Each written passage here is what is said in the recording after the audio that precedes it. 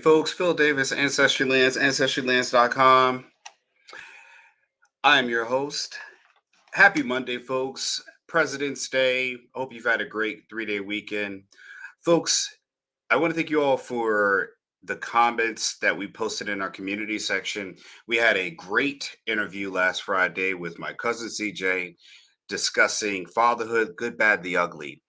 Today, I want to dive into a deeper comment, but I want to ask everybody go to Ancestry Lands on YouTube, go to the community section. There is still time to vote, folks.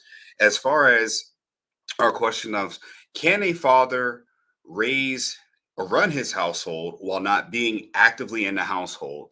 That was the question that we asked, and we had a great bit of comments. I think right now that most people would agree that with cousin CJ that a man cannot raise or raise his children while not being in the same household.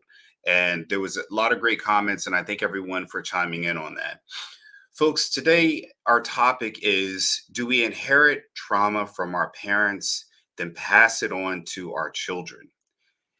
The reason why I ask this, folks, is that in our last what I'm calling PTSD, do you suffer from parental traumatic stress disorder? And when I say this, what am I talking about directly? A lot of times, and you have to forgive me, I have a little bit of a sinus. Everything going on with the spring over here in the Northeast is actually getting very warm. So our our time, the pollen and everything's growing up. So my allergies are a little bit. If anybody shout out to all the allergy sufferers out there. The reason why I asked, do we suffer from parental traumatic stress disorder? My version of PTSD, but for the common people. I do believe most people are walking around with PTSD in the form of parental traumatic stress disorder. I ask this because growing up, a lot of people can identify with the notion of most parents saying there is no manual or book on how to be a parent. And as I look on Barnes and Nobles or in most libraries, there actually are many books on how to be a parent. But it seems that this is a something that parents say to be not accountable for the wrong they've done. We have tons of examples to look at this. We have the 50 Cent and Marquise uh, Jackson issue with the tumultuousness of their relationship. Whether you can blame the mother's involvement, with who's to blame. You see the same thing with Master P and his son Romeo. That there's this I guess you could say gap or strain or in the relationship, and it's not just the father and son. It affects mothers and their daughters too as well, and that's why I'm asking the question: do we suffer from parental traumatic stress disorder? Many of us, I think there's to some degree a lot of people do suffer from this feeling of inheriting brokenness from our parents, which in effect they've inherited their brokenness and passed it on. This may come in the form of lack of parental guidance. This may come in the form of lack of parental presence. As my cousin CJ said, that he felt that when a father's not in the home, he only has 20% access of his children. If it's not a 50-50 share custody, I guess you could make that argument. And I believe there's some validity to it because he's lived that life and he could attest for having a lack of access to a father figure. And there are many of us going out there in the world that are missing something within ourselves, or we can't identify why we're walking around angry, depressed, hurt, or trying to fill a void of something that's not there. I know from my own upbringing that I witnessed both my parents go through a lot of things that they talked about from their childhoods, their upbringings that were either good or not good. And I think generationally, there's something to be said about that, where people tend to there are things or conversations that they cannot have with their parents about things they feel were wrong, and it never happens. So my thing is noticing is that how do we heal from that? How do you heal from you feel that you were either, abused or you were not guided correctly. You had a parent that wasn't around. You had a parent that was overly overbearing or cruel, or even a parent that didn't allow you to fail in life. They always covered for you or smothering. You have different forms of parenting now. They have all these buzzwords: helicopter parenting. What are the other ones? They have commando parenting. I mean, they come up with so many new ways to talk about parents doing what should be, just a job itself. But again, every child is going to look at their parents and say there are things you did not do that I feel weren't right. And how do we have a conversation with our parents if our parents are not willing to talk to us and be open and listen to the pain we felt under their hand, their rule, the things that we felt our parents did to us that went unanswered for, or even trying to understand our parents were people before they were our parents. Just like myself, I have three children. I was Phil Davis, before I was dad. I have personality traits. I have things I went through in my life. I have things about me that made me who I am. I could be overly aggressive as a man, and then I go on to have children. My children interact with me, but they see me as dad. They don't know me as anything else. But I was someone before I was that. And it begs a question, when I listen to my parents talk about things they went through, when you listen to other people in your lives, the things they went through with their parents, I'm always wondering, were they able to have a conversation with their parents about the bad things that happened? I'm going to go back a little bit. Back in the, I want to say about 100 something years ago, it wasn't uncommon for both sides, because I know that this is going to be there's going to be a little bit of a split here on how people think about this. But yes, during the times, even in segregation, in most cultures in America, it wasn't uncommon for men, black, white, or any other race for that matter, to have second families. As in ancestry, when we're doing all of our DNA, you see many a story of finding out people were related. We had the case in California about the mailman fathering, like, over like 30 children. The milkman, I'm sorry, the milkman. Old milkman come, drop some milk out on the floor, on the front door. He was walking by, and apparently he was, serving more than just milk in the form of protein. And many of these children found out that they were all related to each other by way of a biological father. I think it was over 32. There's an article I think I came out about last year where a milkman in Southern California, I guess this would be around the 50s or 60s. This was Caucasian male. He had fathered some of around, I think it was 30, and I'm being gracious here. I think it was way higher than that, but he had fathered or sired many children. And these were in married homes with housewives that stayed home while a husband went to work. And I mean, that's amazing to hear that. Even in African American times, it wasn't outside the norm to find out that a great great grandfather had an entirely separate family, or people that had. I mean, even we go back into slavery times, the slave master had kids with slaves. So I mean, it was in both cultures at the time. And did some brokenness get passed down? Did abuse get passed down? Did a woman's rage for a husband that mistreat her get passed down onto her son that resembled his father? Did a father or a woman who left that household and left her children behind because she could not take the children at a time where women were considered property and children were considered property? Was the father abusive to the children because of the mother leaving because of his own wrongdoing? Did the children grow up in that environment and formulate an opinion about the male leadership or the father or mother at that time? Now, this would be someone around this would be, I'm 42, so this would be my grandparents that would be the children of the people I'm speaking about. There was society at that time, early 1900s.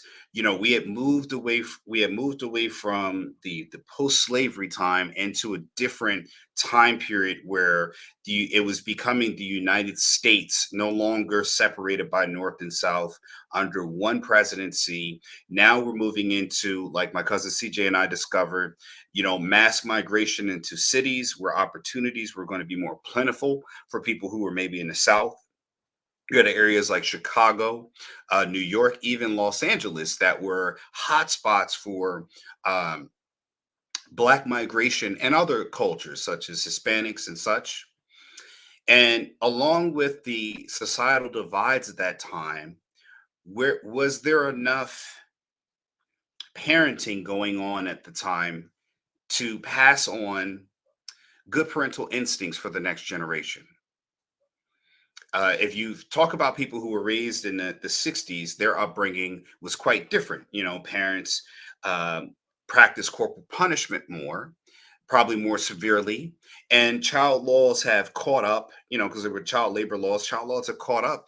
And my generation, those parents went on to have children. Now, along the way of these gaps here, this happening, what you have is trauma being passed on, trauma not being talked about.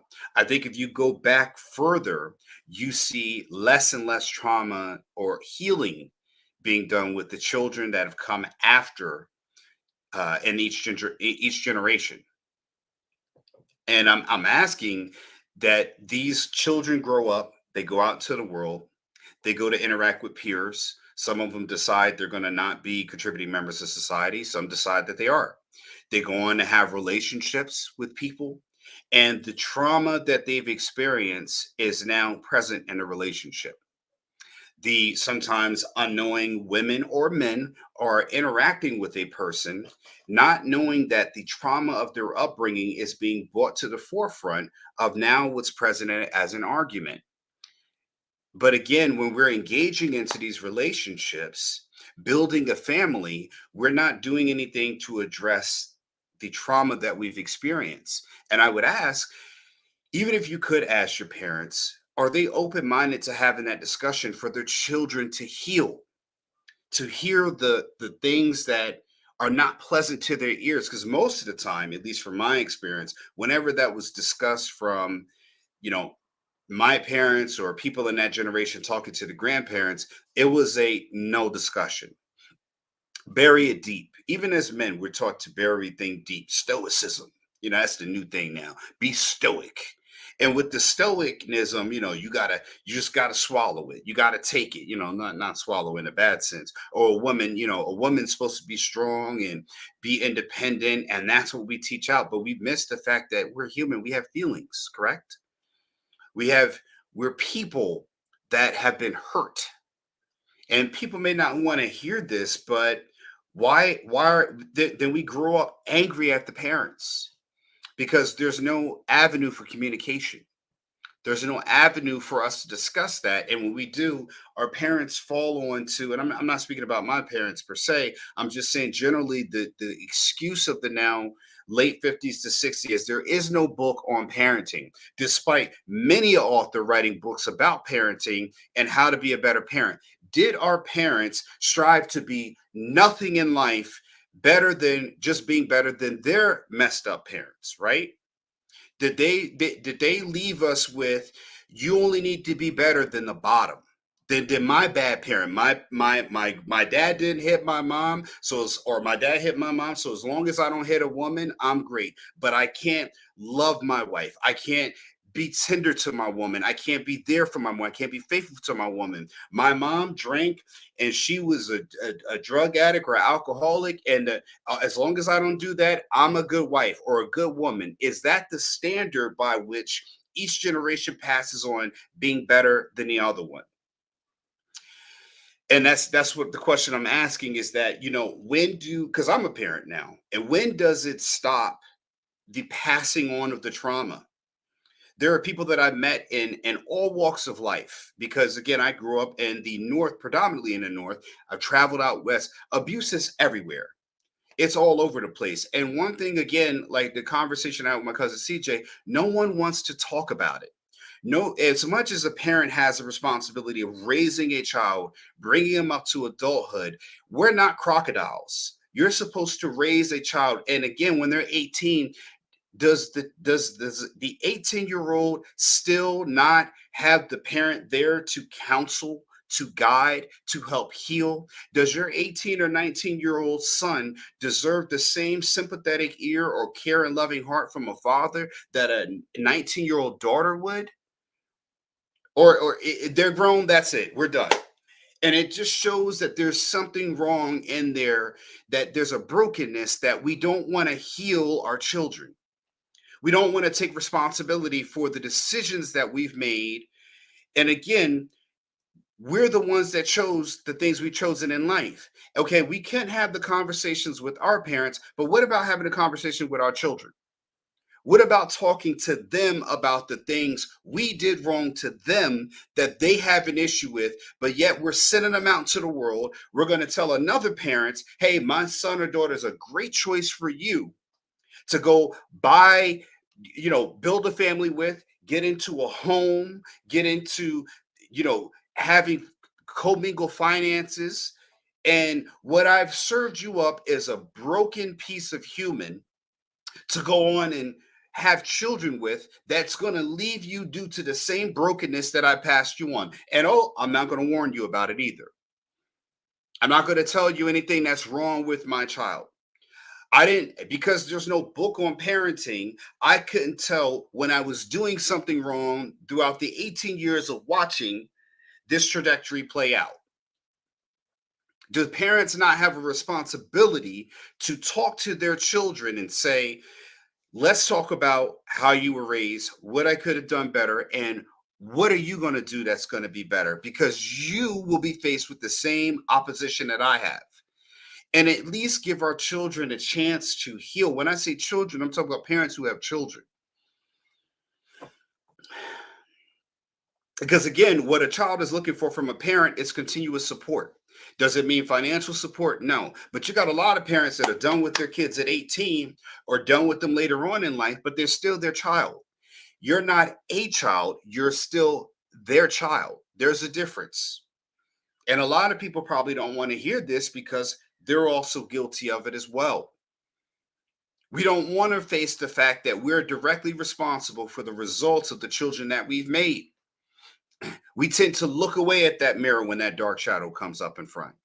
But again, we don't have a conversation towards understanding that the fire our children have towards us is part of the brokenness that we inflicted them with, that we pushed on for them to inherit. And still on top of that, we see it now becoming a generational curse of brokenness that's going to get passed on. Or else we wash our hands and give up. We say, oh, I'm done with them. Because again, but that's part of the same brokenness. That's part of the same problem, right? I don't need no man. I'm independent. I don't, women ain't this, women ain't that. Okay, great. So what do we do as a society? We're just going to keep on passing down brokenness, telling it to get better. What do you tell a daughter? What do you tell a son? You tell your daughters to find a good man, but at the same time, on the other side, the parents of the supposed good man, they're creating a bad man for your daughter to marry. No one, no one wants to sit down and start the healing at home. Healing starts, okay, just like they say, parenting starts at home. Why is it not part of the job for the parents to heal their children? Why is it not the job to talk and listen to what they have to say, to have a conversation with our kids? Why are we still in opposition to them, to understanding that they're going to grow up and we miss the boat on certain things? And it doesn't mean that we're bad because we did it. But again, as young adults, why are we not being their mentors into the adulthood, explaining to them, you don't make the mistake I did. Don't go down the same path that I did. Don't make the same choices that I did, to guide them. Because our children are 18, they stop being our children. They're not a child, they're your child. They're adults, but they're still your child. Mel Gibson said that in the movie, what is that, American Revolution? No, The Patriot. He said in The Patriot when it was him and Heath Ledger and they were arguing and he was going off to go fight in the Revolutionary War and he's like, you can't go. And Heath Ledger said to him, I'm not a child. He says, you're not a child, you're my child. And saying that even though you are an adult male, you are still my child, my son. And I just wonder again, are our parents continuously failing us by abdicating their responsibility for us as adults? Do we need to be handheld in it? No. But a lot of times, people are walking around with hidden trauma that even their spouses, their children don't know that they have. We see glimpses of this darkness in our parents, this turmoil they go through, this pain that they're trying not to let out. And it comes out in different ways when you're a young child of how the parent interacts with you. Growing up, I want to tell you something. It's like I always got told you just like your dad. You're just like your dad. It was always a point of growing up where it felt like it was a curse more than it was a compliment because of people in my family's opinion of my father. But again, I had no choice in the matter. I was Philip Davis Jr., my father was Philip Sr. I didn't have a problem with it because I was just born as me. I got light complexion. My brother's darker skin. My mom is dark skin. My dad is my complexion. But because I had his presentation, his physical features, I get told that. Do you know how that messes the child's psyche up? When people have a negative, like let's say you have an aunt or an uncle or a brother or a cousin, and they have a negative opinion about your father or your mother, and you look like them. They tell you that it's a slight. You go through life trying to identify as something, and the thing you identify is always get told that it's wrong. It wasn't until I became a father myself and I named my son after my father and I that I realized I had to let go of always being my father's shadow, his gift or his curse. As a junior, I had to let go of it. I had to drop the baggage that I was carrying forward on any time I did something that was natural to me. I get angry. Oh, you get angry just like and it became a control mechanism that I became manipulated by. And that's just an example from my own life. I'm not saying it to put out there, but I'm just showing you how I went through it myself. And it became a thing that I had to let go of and understand that I didn't want to pass that down. There are people who talk all the time about generational curses and things like that. And I want to ask people all the time, well, what the heck are you doing to stop a generational curse from being passed down? What are you doing about it? What are you doing to stop your children from inheriting the same brokenness that you have? Because again, I have a daughter. My daughter's going to grow up to go out there and meet someone in the world. What is there any healing with the families? Okay, so here's the problem with parents nowadays, all right? We want our kids to have good husband, great wife, good mother, good genetics, 6 foot tall, one or a woman with tall legs, lean figure. We want whatever you can imagine from the physical standpoint. But what about the trauma they have going on inside? Are you going to watch grandchildren? Because I'm going to be a grandparent if I'm lucky one day. Am I going to sit there? And I had this conversation with my wife about things that she does that are okay to do to me that she would have a problem seeing someone do with her son or sons now in this case. And I said down, when you watch that happen to your sons, and this is not about my wife, but everyone goes through something with their spouse where it's like, okay, and I always ask her, would you be okay with someone treating our son that way? If not, then why is it okay to treat me that way? Yes, I'm your husband and I'm a man, but one day he's going to grow up to be a man too. And then you're going to see him be with a partner, a woman, or whatever they decide to choose in life, because the world's a little, the world's a little by whatever.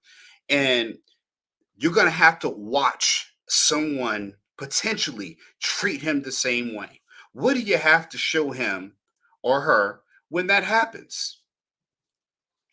What do you say when you've hit your woman and then your daughter's being hit by someone else. Rules for thee, not rules for thee, not for me. They have a problem with that, but you've done it in your own life. So again, as new parents or younger parents, you got to be careful on what you do with a partner or a spouse. As older parents, you see your children about to have kids. Have you talked to them about the trauma that they might have hidden inside? Have you talked to them about the things that they felt a gap in if you've been from a divorced parent or household? Have you talked to them about the fact that you grew up in existence with both mom and dad there? A child has no concept of knowing what's going on. His mom and dad are here. They don't know that, financially there's problems. They don't know that dad's out there tricking at night. He's got another woman. He's got another family. He don't know mom's out there doing her own thing. They don't have a knowledge of that. They only see the world through the eyes of a child. Do we forget that our children see the world through the eyes of a child? My father always tells me something about my children. He says, you got an 8-year-old daughter. She's only been in the world for 8 years. I told my wife the same thing. Hey, our 5-month-old, he's only been around for 5 months. That ain't a long time to be a human. You know what I mean? We look at people who are older in their 60s and they still have problems that they can't get over that they've never corrected throughout their lives. Why do we hold our children to some different standards? Because we're trying to fix our brokenness in them. We have not fixed the brokenness within ourselves, so we are trying to fix the brokenness in our children. And what we do is we don't allow them to be who they are, who they're going to be, and we break up little parts of their personality. Because what we're doing is killing the parts of us that are in them. How many times have you ever looked at one of your kids do something and you say you're having a problem with it? And I'm like, well, maybe that's part of you. I went to the post office the other day. I wanted to post, as a group of posts, I go in there quite often because we have deeds of properties that we sell, we're either signing over properties to new owners, different issues, paying taxes or sending stuff in there. Not bad issues, but good issues. And the post lady was like, my son's having problems at school. I don't know what it was. It was like he wasn't paying it. He was, he just being bad, whatever being bad is according to a parent. And I asked her, I said, well, how much of that is because of you? How much of you is in him? You know what I mean? And she looks and she's like, yeah, that's true. But still. And I'm like, well, hey, listen, what you're dealing with is part of you that you passed on. 46 chromosomes, 23 come from the mom, 23 come from the dad. So it's part of this from our choice of the people that we make. How many of us pick people we know are already broken? How many of us are doing that? How many of us are entering relationships with people we know are already broken? And they say, well, don't pick a broken person. I'm sorry. How many people walking around here that you can literally see? I mean, does somebody have like a light bulb on their head that's like broken or it's on if they're not broken? Who isn't broken? But the problem is we don't want to heal broken. We want to treat it. We want to treat the trauma. We don't want to heal the trauma. We want to treat it with medication. We want to treat it with weed. We want to treat it with alcohol. We want to treat it with some substance or some outlet that is not related to healing the trauma. And the trauma starts with the conversation with the parents. The other issue of that, do you have a parent still in your life that is steadily sabotaging your progress? Still traumatizing you along the way. Maybe you've healed and they haven't. And at every time you get a step or two ahead in life, you got a parent in here trying to sabotage your marriage, sabotage your relationship, sabotage your business, sabotage the way you raise your children, sabotage whatever you're trying to do different in your life that is not the mold that you came from. Because some people out there actually are getting over or past their trauma even while they're living with it. Some people are traumatized, but their traumatized is contained within themselves and they cannot be saved from that trauma. What they can do is not pass it on. And while they're doing it, the people that they have around them are the ones sabotaging the success of a new generation not inheriting that trauma itself.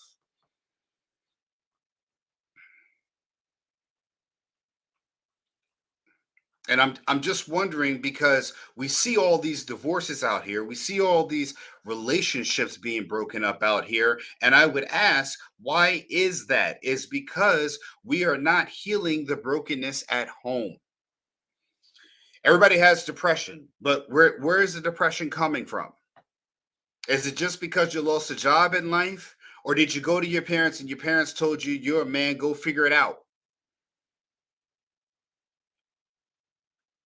I wonder all the time, in my family, it's like, I don't know, now that I have a wife and children, I mean, for most men, nobody cares about you the same way they do about the women and children. You're just fodder. Excuse me. I had a funny conversation down in Virginia. Shout out to my family in Virginia. No laugh about this. It was called Phil, that's me. Take out the damn trash. Just shut up, take out the damn trash. My grandma probably laughed at this one. So I was sitting in the living room, my aunt's house, where my grandmother stays, and it was a whole bunch of females, and we were talking about a certain subject. And I asked them a question, and the question wasn't really well received, but at the same time, my comment was less even heard, and it was kind of brushed off. And then my aunt, who lives at the house, she's going to take out trash. And remember, I'm just a guest there, whatever else. But one of the other family members said to me, he's like, "Hey, Phil, why don't you take out the trash?" And I said, "Whoa, hold on, hold on. I'm not good enough to hear what I have to say. My comment as a man is not respected.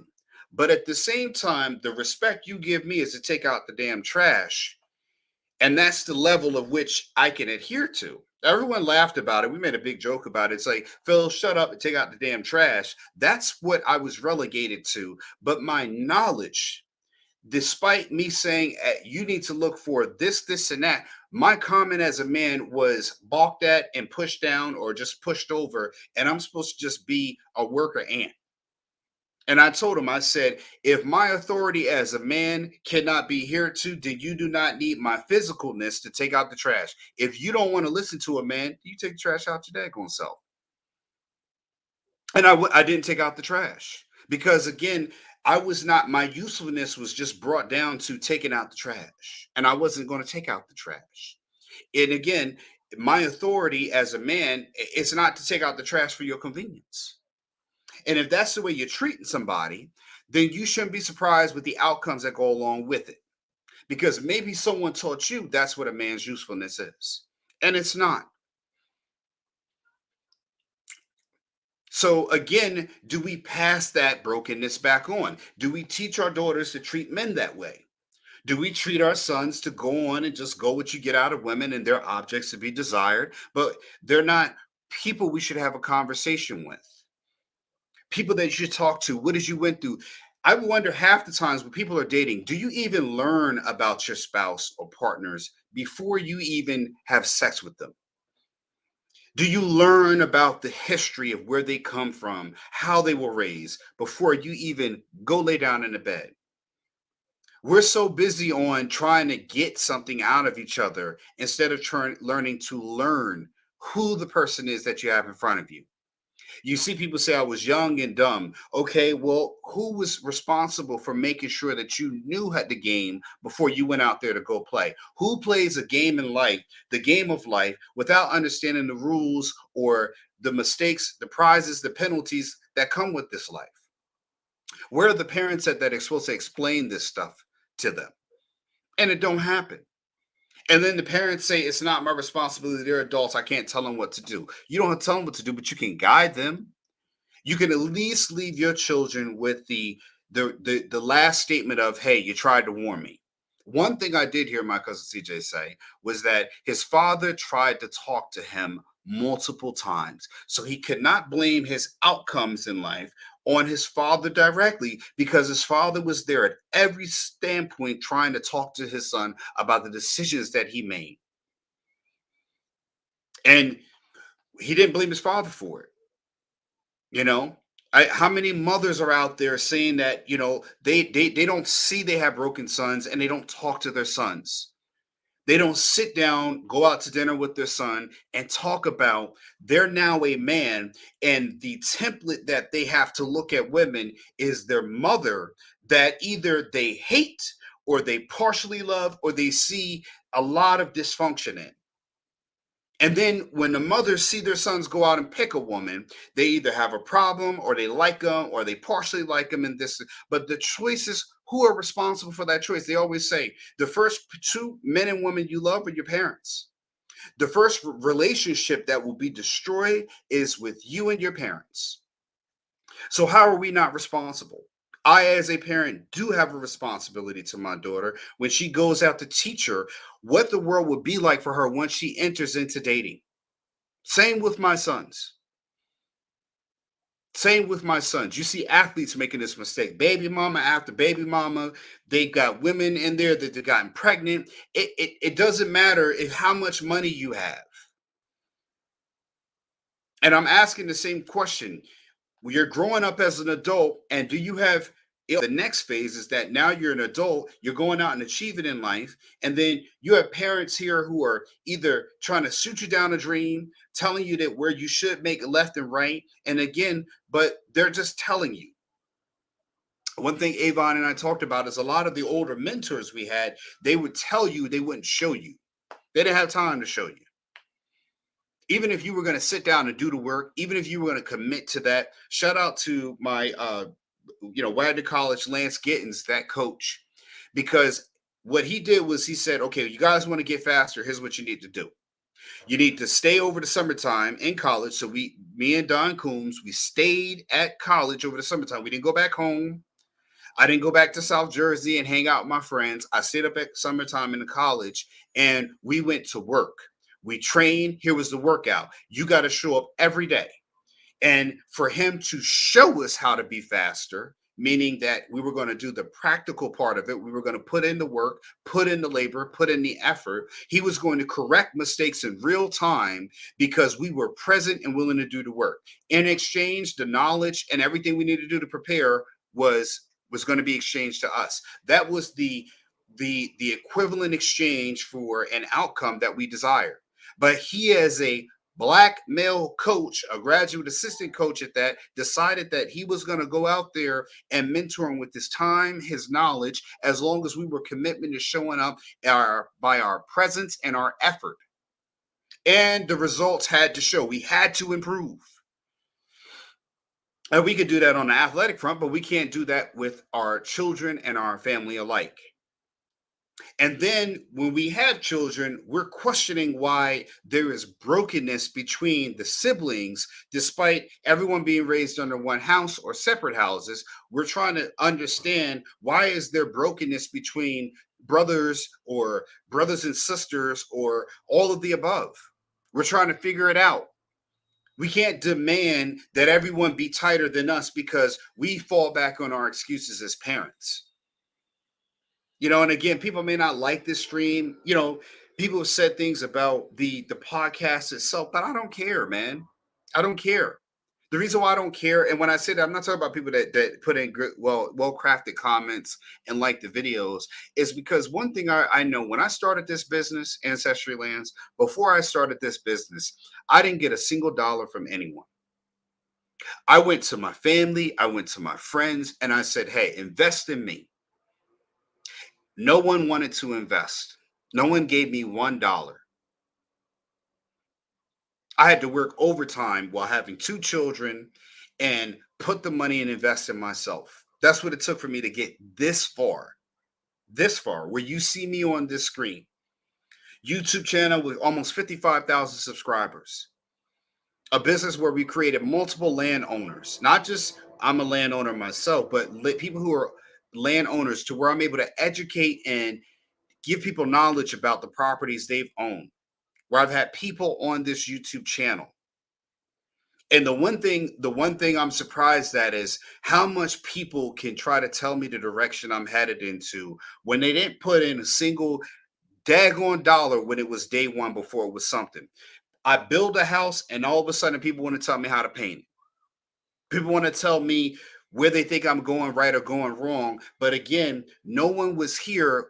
They have the ideas, but they don't have the process. Somehow I don't know. I don't know, all of that stuff.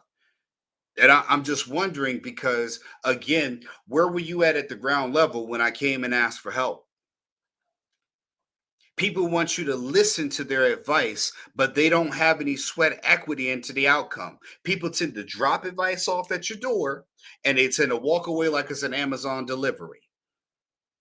They don't even check and see if you got the package or it's the wrong one. So I say all the time is that you got to be careful to people who want you to listen advice that don't have any sweat equity into the advice that they give. They don't show you anything. They just tell you what to do. Anybody could tell Tom Brady how to throw a ball and while they sitting on the couch or who was open, but they ain't down in the field and then do the work. Not that I don't appreciate comments, but again, I'm always saying, do you filter yourself at when you try to give advice in that aspect? Because a lot of days and nights where I had to build this business and I was doing it late at night to show you my sweat equity. A few years back, I want to say it was probably maybe I don't know if you say so maybe about 6 years ago. I had hernia surgery, umbilical hernia surgery. I had actually umbilical hernia surgery, and I had a right ankle and a hernia repair. And even after I got out of the hospital that day, I was still doing this land business, just starting. It was like year one or year, yeah. It was well, it had to be no, it had to be for what 4 in the land business, what 5 years. So it had to be 5 years ago. I'm just home. I went to rest, had the hernia surgery repair, and I get up later that day to go start working. Put 8 hours in. My wife's like, "Don't get up, whatever else." I said, "This business isn't going to build itself." No one was there helping me, folks. Not talking about my wife. I'm talking about no one else who had something to say about what this was going to be something. No one was there to say anything about it then. No one was giving me a dime to help me out then. No one bought the first California city property. Heck, my first property was in Northern California. No one was there to help. And that's the harsh reality of what it is running a business. Now that it's 55,000, here come the comment makers. Here come the naysayers. Here come and this is what you're going to have to deal with if you want to be successful.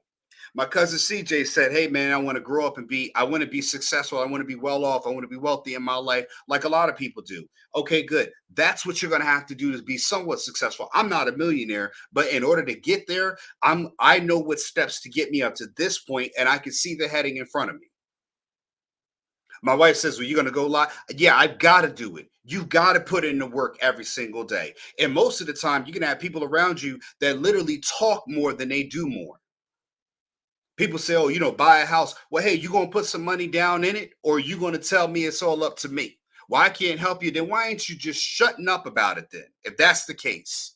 Because again, when I'm dealing with people, I want investors, people who are, why they say the word investors? They talk about investors because those are people who are invested into you, not people holding you saying how much they've done for you in the past, and you're still supposed to be paying a tab years later.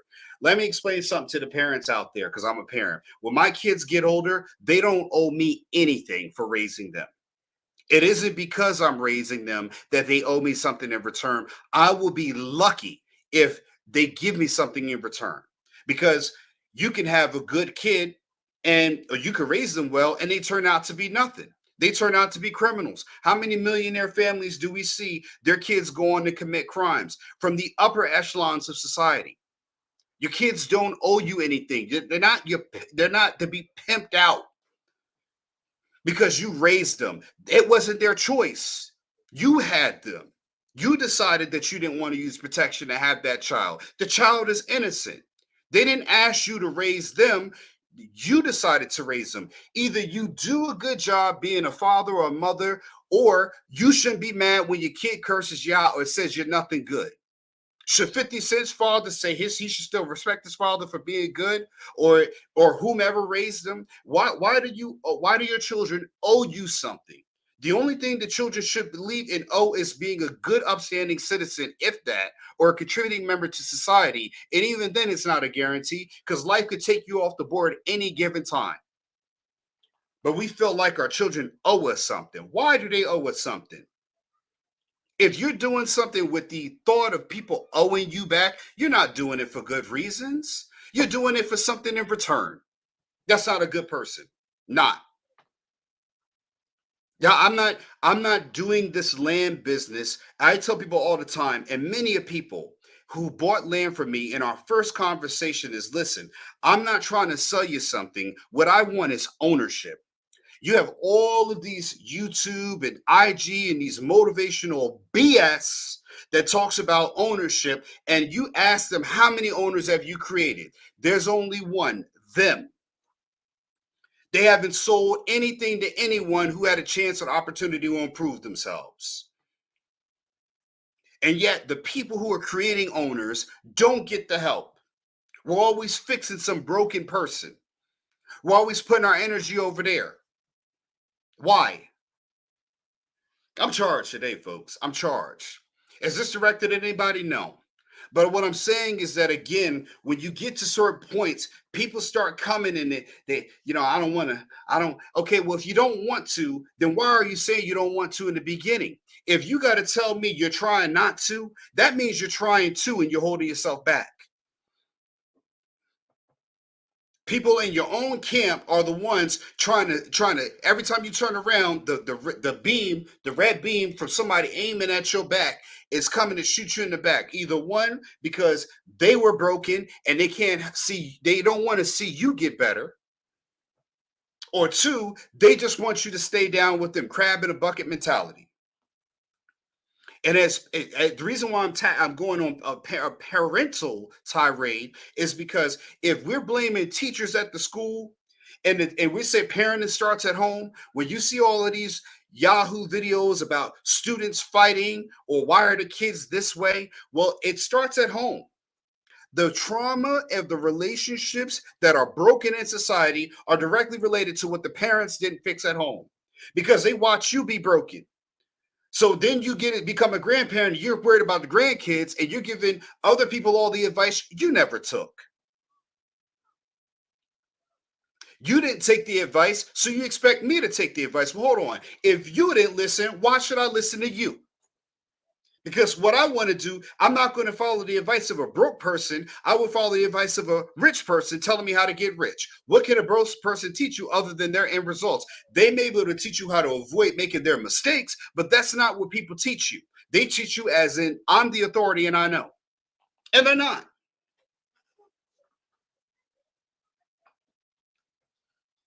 Cheaper to keeper. That's another one that I get so tired of hearing people talk about. What people are telling you is cheaper to keeper because it's cheaper to deal with abuse just like you did because you can't leave because it's cheaper to keeper. What does that even mean? What does cheaper to keeper mean? And we pass this on. We don't talk to our children. We don't sit down and understand the pain they're going through. We just talk about how us as adults, how hard we had it trying to raise them, what we're dealing with in society, and we create another broken relationship with our kids. And then we wonder why they got problems with their brothers and sisters, or why the sisters don't like the brothers. And again, whose fault is it? The brother and sister's fault on this? Whose fault is it? That's what I'm asking. You all might be going through this with your own siblings, adult or child, it doesn't matter. Because of what? Who had you had this, you had that. The whole problem is everybody's looking at the wrong person. They're looking at each other. They should be looking up. And you got a parent up there trying to turn away from their responsibility. So if you're the leader, if you're the single mom that's raising your children, you're independent, don't need no man. If you're the alpha male, as all these men out here like to talk about, and you're the father running your household, and you're the leader, okay? You're the leader, male or female. This doesn't matter. If you're the leader, then why are you not responsible for the outcomes of the result? If house takes all pushes, the captain of the ship is the one that has to go before everybody, just like Denzel Washington said to Coach Yotes. He says, I've never seen an assistant coach be responsible in the newspaper for a defeat or a loss of the game. If you're the head coach and you're the one that gets fired first for a losing season, why is it not the same way for parents? Why? Why are we okay with our children hating us? Why? And we never want to talk to them about it. We never give our children a chance to release the anger, the pain. We look at it as like something funny. And then we go on and we say we love them, we love our grandchildren, we love our great grandchildren. And no one has ever loved us enough to talk with us about what's wrong with us. I can say this as a man. You're expected to just take it. You're expected to just swallow. You can't go and talk to anybody about it. No one understands. They tell you more of swallowing and push on. Hell, you can't even cry. Do men cry in the dark? Yes, we do. Do men suffer in silence? Yes, we do. And a lot of times, you've got people out there raising daughters to be just as emotionless as their fathers or mothers, leaving them married to someone who, as a man, your strength comes from the woman that you can cry a shoulder on to. And you can't even cry to your woman because she's meant to be strong and independent and tough while being married. You can't even go to your woman for comfort, for empathy, for solace, to protect yourself from the world because another parent has broken her to the point or broken your man to the point where he can't even be emotionally available for you. How many people know what I'm talking about, man? And you look at their parents, and their parents are proud of what they made because they only see the good parts. Well, guess what? If you're ever going to be proud of your children, then you should be also responsible for the bad parts of them too, as well. That's you're doing just as much as the good stuff. But no parent wants to be responsible for the bad stuff. Everybody huddles in on the right stuff. Everybody huddles in when their child aces the test, fail the test. I'm not responsible. Everybody just whistling Dixie. Everybody's like, oh, who me? No, me, not me. And again, my children will grow up and be either beneficial or broken to another person, to a company, to a business, to a school system, to other children as mentors.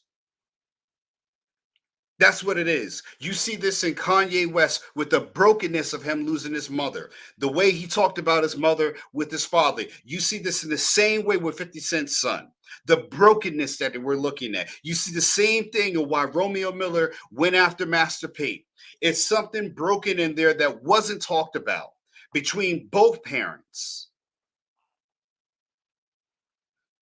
This is happening all over the world, and we're talking about it's the woman's fault, it's the man's fault. It's the parents' responsibility to talk with their children and start the freaking healing.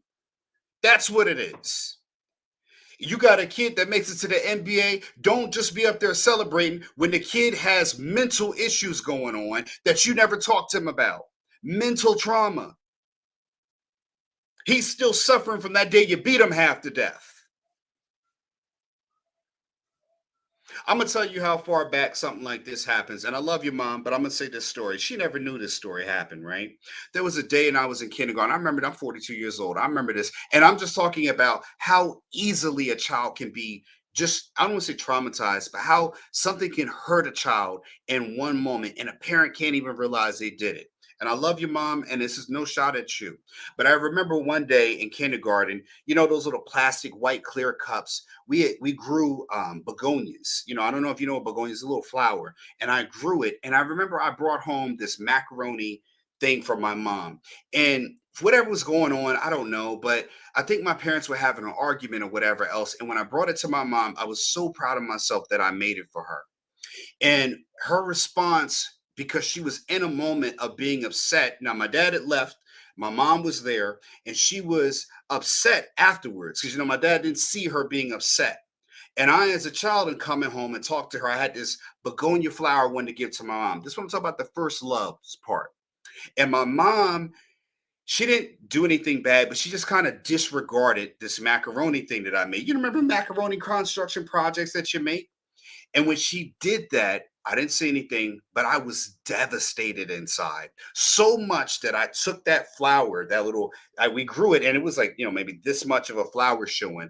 I took it outside and I destroyed it. I was only in kindergarten, 6 years old.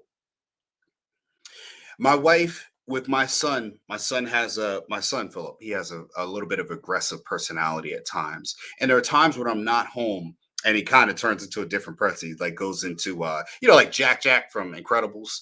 He turns into like the little demon monster when I'm not around. When I come around, he's like got the angel wings. You know what I mean? Then after that, he goes into like just a gremlin time. It's like you don't feed him after midnight.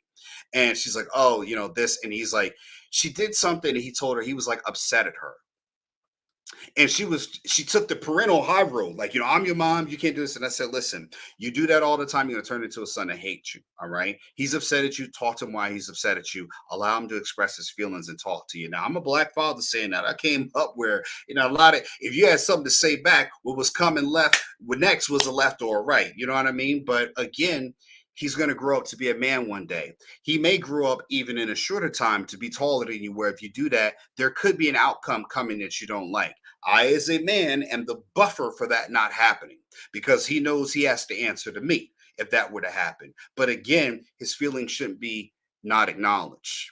I'll give you another example. A few weeks ago, my son, he woke up, um, and he came in there and he said, hey, Dad, he's like, I had a nightmare. He started crying. He's 6 now. I'm like, man, you had a nightmare? He's like, I had these dream about these wolves and stuff like that coming in.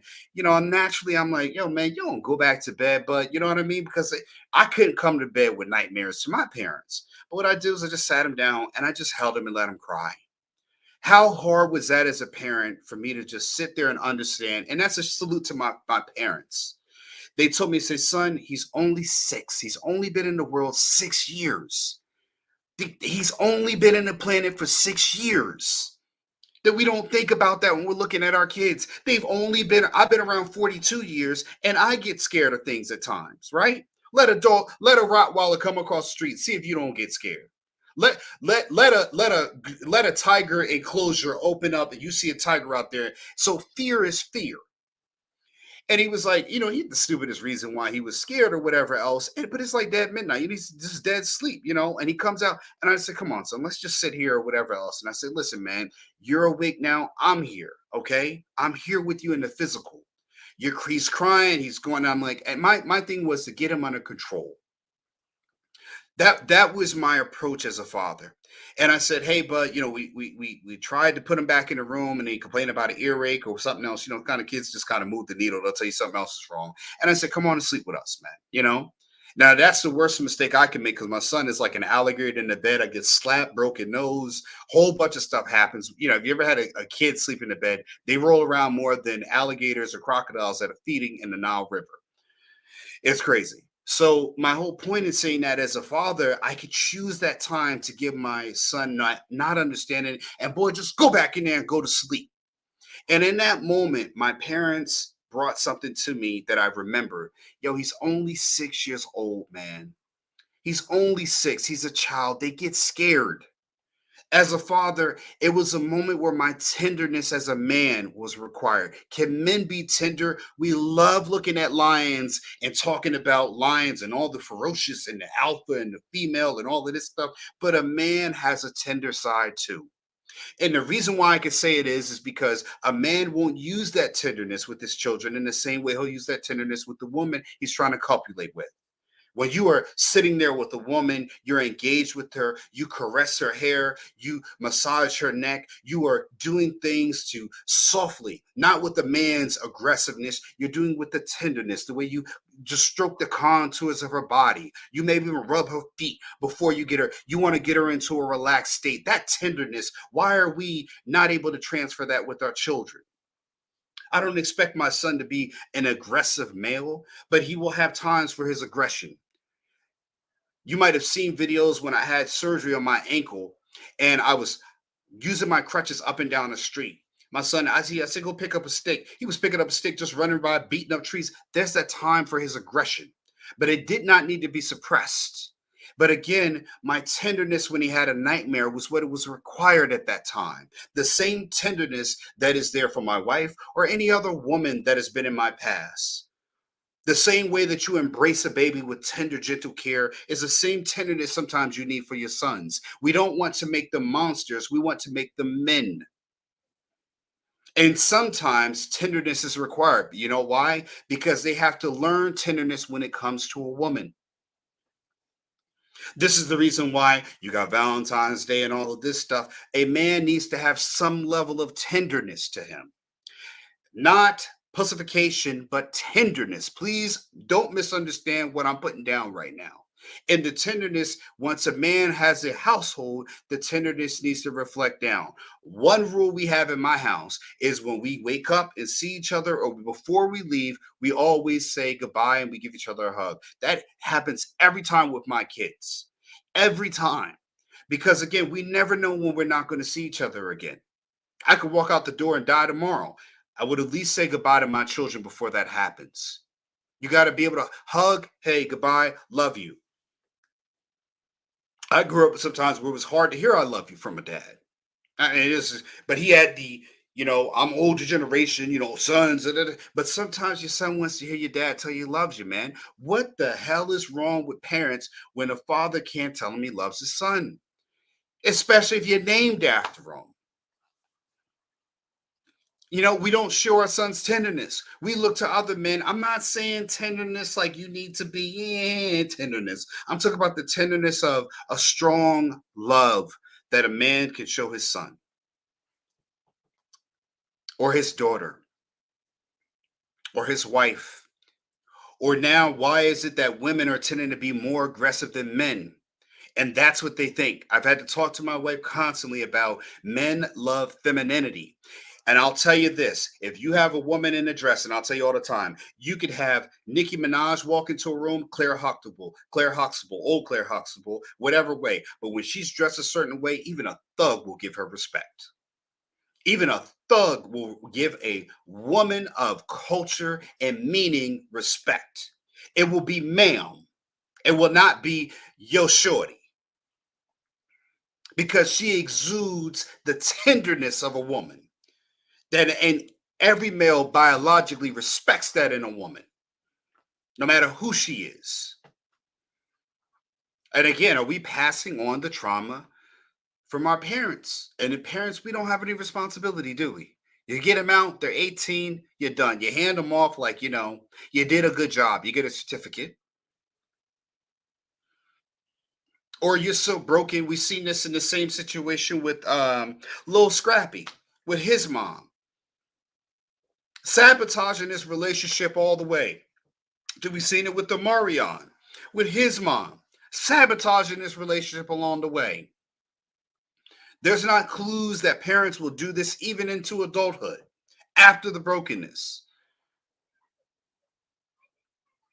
I'm just asking, folks. And I'm saying this because it's something that needs to be said. You teach your kids to buy Jordans, you don't teach them to buy land. You teach your kids to use credit, you don't teach them to build credit. You teach your daughters to buy weaves, you don't teach them to own a business. You teach them to own a business, but it doesn't have business credit. We teach our sons to sag their pants, but we don't teach them how to dress in a suit, to go and talk in front of people of business, to be a leader amongst their peers, or dominate the world in business, or dominate other cultures in the sense of we are the leaders in other cultures. One thing I greatly disagree with my cousin CJ is that the fact is that you believe everybody controls everything, but again, control comes with power. Why can't you go and take the power? Because of the lack of opportunities, but you have a choice every day. You have a choice to wake up and do something positive for yourself, or you could do something negative for yourself. Every morning, you have the same 24 hours in a day that I do. And there is more accessible information out nowadays. There is no reason why parents can't learn to heal. Why is it as people we don't use therapy, family therapies with our children? Why is it we don't create a bridge of understanding towards the things that we suffer with our children? We spend so much time closing them off that we want them to be open later on in life and we don't understand why they're closed off to us. We use things like our age, we're dying, we have this sickness, that illness. I want to see the kids, I want to see the grandkids. But again, do you have the right to see them because you have not broken the bridge, broken down, or repaired all this broken glass that is our relationship? You swept it under the rug and say, go buy a new glass. And all you plan on doing with that new glass as a parent is breaking it again, leaving the next one and sweep it under the rug. And that's why you have issues with your parents. Then when they're gone, you're still cursing them out even after they're dead. We cannot let the dead rest because we are still pained by the problems we've never healed. Yeah, I know this stream won't be the one most viewed if I had streams about other things. But again, I'm going to talk my talk and walk my walk, folks. Because again, this is the thing that I try to talk with my wife about, I try to tell myself about, I try to do examples of that, and still I suffer from it to myself. What I'm saying to people out there is that again, this message has to hear someone who will understand or may hear it or read it and say, man, I've got to start asking questions with the spouse. I've got to start talking and learning about what she went through, what trauma she went through, so I can understand when I'm feeling things from that person that is coming from their trauma, not as directed towards me. And if you're going to be with someone, you've got to be on a journey to help them heal. There are too many people who never want to be responsible for anything. So that leaves no one is responsible. No one is accountable. And okay, as men and women, we if you want the authority, you need the responsibility to go with it. You can't just want power for power's sake. That's what it is, folks. That's what I had to say today on President's Day. Phil Davis Ancestry Lands, folks. I want to get this off my chest because I think it's something that people need to hear. And listen, there are a lot of people out there who are striving to do better. There are a lot of people out there who are trying to fix the brokenness, the curse. And again, the problem is that we have parents that don't want to talk to us about it. They want to just be, they want to move on to get past it, folks. All I'm saying is you got to do different with your own children. You got to know the day is going to come, no matter how great, how much opportunity you provided. Your kids need an avenue to speak with you about their pain. If you're willing to listen to when someone else does it, you need to listen to about when you have done it, folks. That's the best solution I can give you as a parent because there are many days where my kid's going to ask, why are we too busy to do land instead of spending time with me? And I've got to understand that some days my kids just wanted me. They didn't care about the land business. And that's going to be an issue for them that I work too much, that I'm an entrepreneur, that I had to leave, that I had to go, that I had to be gone. No, I had work to do. And there's some days where I just put it down and I go ahead and spend time with them because right now they need me more than I need to make another buck from land, even though I desperately need it. Folks, Ancestry Lands is where you can go to build your ownership, to buy property that you can own, pass on to your children, do all of that stuff that you see on IG about putting land into a trust. It is land that you can rent out.